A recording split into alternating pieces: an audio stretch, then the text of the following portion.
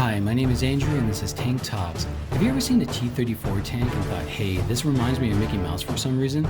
Well, the German Wehrmacht did in World War II. They nicknamed it the Mickey Mouse tank. Let me tell you why.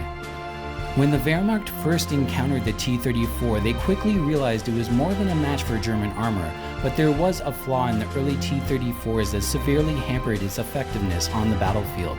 The cupola hatch provided no protection unless it was closed or buttoned up, which severely limited the tank commander's situational awareness. Also, if a T-34 became disabled and the crew needed to evacuate, they were exposed to enemy fire. Even when they did get out, many were killed as they tried to escape from the hatch.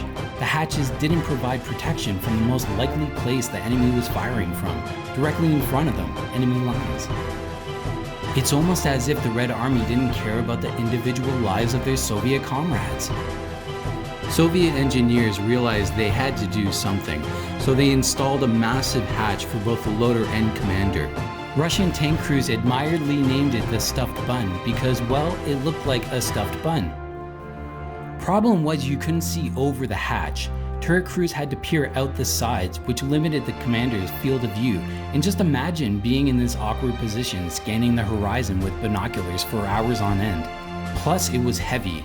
Imagine being in a damaged tank, filled with smoke, wounded and hungry, then trying to open this thing, especially if your turret companion was out for the count. Crew complaints urged the design group led by Alexander Morozov to switch to using two hatches in the turret in August 1942. These hatches opened in front of the commander and loader and offered protection for reconnaissance without sacrificing field of view. They were easier to open if the crew needed to escape.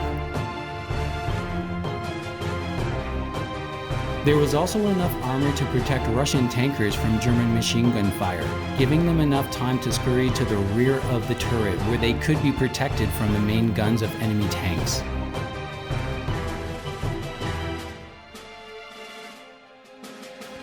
Now, here's the reason why the Wehrmacht started nicknaming the T-34 tank the Mickey Mouse tank. Many Soviet tank crews preferred to keep their hatches open in the raised position during battle for better ventilation and out of fear that the hatch could jam when they needed to escape. And as the new model of T-34 tank advanced towards German lines in 1942, with its hatches open, the Germans realized their worst nightmares were coming true, and that the spirit of Mickey Mouse was trolling them. After that, they nicknamed the T-34 tank the Mickey Mouse tank. The Mickey Mouse ears became the main hatch design for the production of T-34 tanks into its last production model, the T-34-85, as seen here at Ontario Regiment Tank Museum in Oshawa, Canada. On August 28th, instead of going to Disneyland, bring your family to Ontario Regiment Tank Museum and check out these Mickey Mouse ears.